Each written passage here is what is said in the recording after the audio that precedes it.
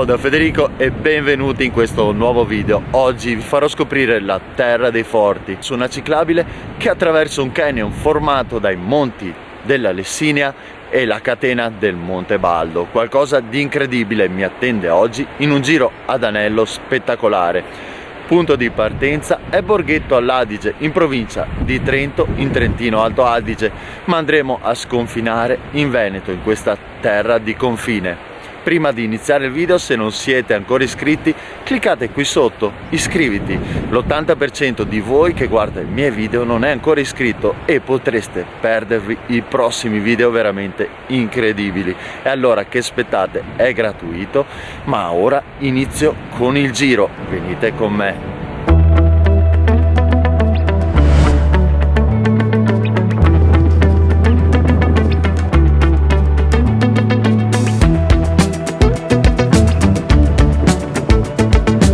Sempre bellissimo trovarsi in questi percorsi lontani dal traffico. Sono immerso nei vigneti dove il vino prende il nome da questo territorio, Terra dei Forti. Sono nella sinistra idrografica del fiume Adige, il secondo più lungo d'Italia dopo il Po, con una lunghezza di 410 km, che nasce vicino al lago di Resia in Alto Adige per andare poi a sfociare nel mare Adriatico, nella zona di Chioggia Rosolina. La giornata è bellissima ma ancora tanto freddo, devo aspettare che il sole superi i monti della Lessinia. Guardate che spettacolo questo percorso.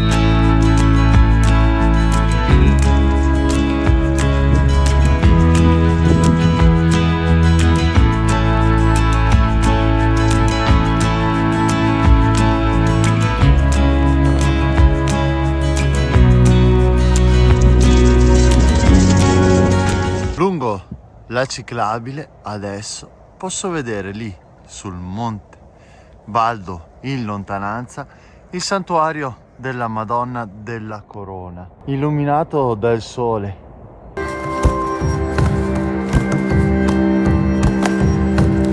Finalmente vedo il sole spuntare dietro alle montagne e dall'altro lato vedo il forte di San Marco, costruito dall'esercito italiano a cavallo del 1900 per creare uno sbarramento, una linea di confine.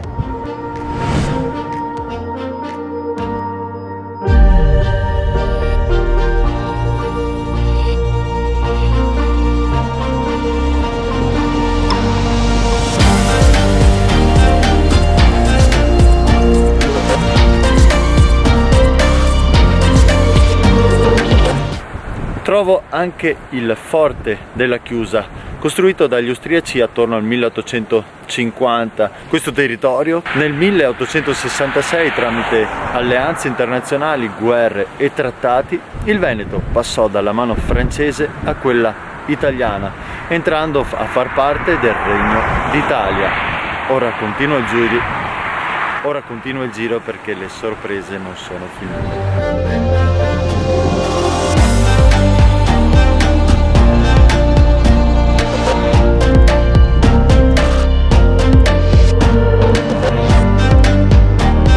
Cent'anni fa veniva costruita la chiusa di Cerraino, un'opera ingegneristica che permetteva di deviare, quando necessario, il fiume Adige in parte per andare a irrigare i campi.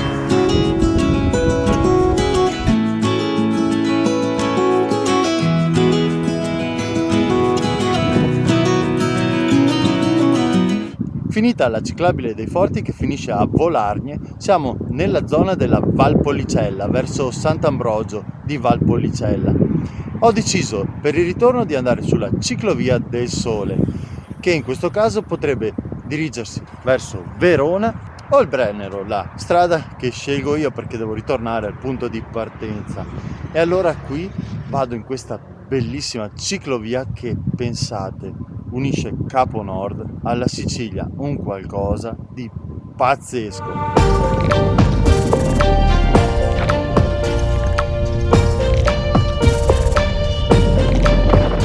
Non c'è niente da fare oggi, è puro spettacolo, la magia dell'autunno. Eccola qua in tutti i suoi colori. Mentre nella prima parte del percorso c'è qualche sali e scendi, ma non degno di nota, adatto a tutti. Nella seconda, come vedete, ci sono salite dal 10%, un dislivello che andiamo a fare totale oggi di 600 km, una lunghezza all'incirca di 57.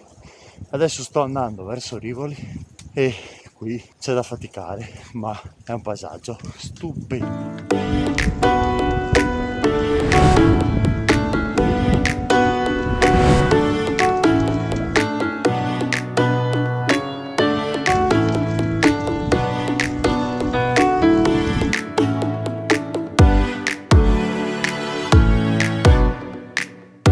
Arrivato a Rivoli, un vento fortissimo, ma questo è il panorama, veramente fantastico.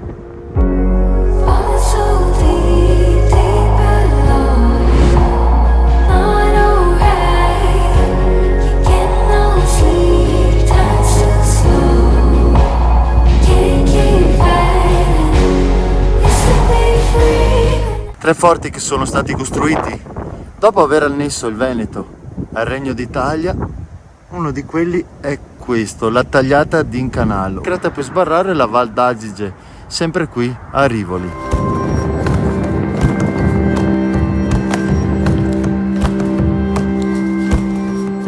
Arrivato al monumento che ricorda la battaglia di Rivoli del 1797, chiamato anche monumento di Napoleone Bonaparte, in quanto condusse 40.000 soldati a combattere contro gli austriaci che detenevano questo punto di confine. La prima battaglia molto importante vinta da Napoleone, che aprirono le ali al suo successo, possiamo dire.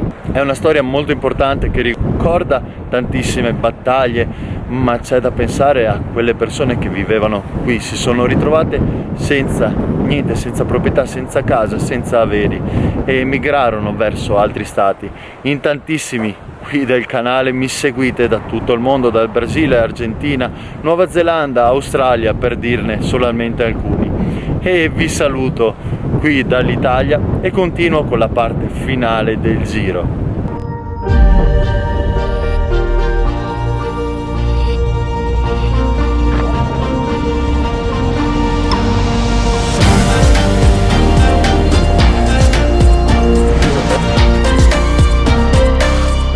Vi ho portati nell'ultimo punto di interesse di oggi, il sito archeologico Servasa, un ritrovamento degli anni 80 di una costruzione romana. Chiaramente ne restano solo le basamenta, qualche muro e niente di più. Probabilmente era una villa romana con un classico cortile oppure un punto di accoglienza, per dire che qui 2000 anni fa c'erano già i romani e si può solo immaginare la bellezza di questi luoghi 2000 anni fa. Tornando a noi, il giro di oggi di 57 km, per chi non è molto allenato consiglio di fare solo il primo tratto, la ciclabile dei Forti, perché al ritorno avrete 600 metri di dislivello, nulla di impegnativo, ma c'è un tratto al 10% che serve un po' di gamba, quindi essere un po' allenati. Fattibile tutto l'anno, però sempre accertarsi che non ci siano condizioni di neve anche in bassa quota che lo renderebbe non fattibile, adatto a tutti i tipi di bici e si entra nella storia di un confine, uno sbarramento per chi voleva dal nord entrare in questa parte settentrionale dell'Italia. Se il video vi è piaciuto mettetemi un bel like e al prossimo, ciao da Federico!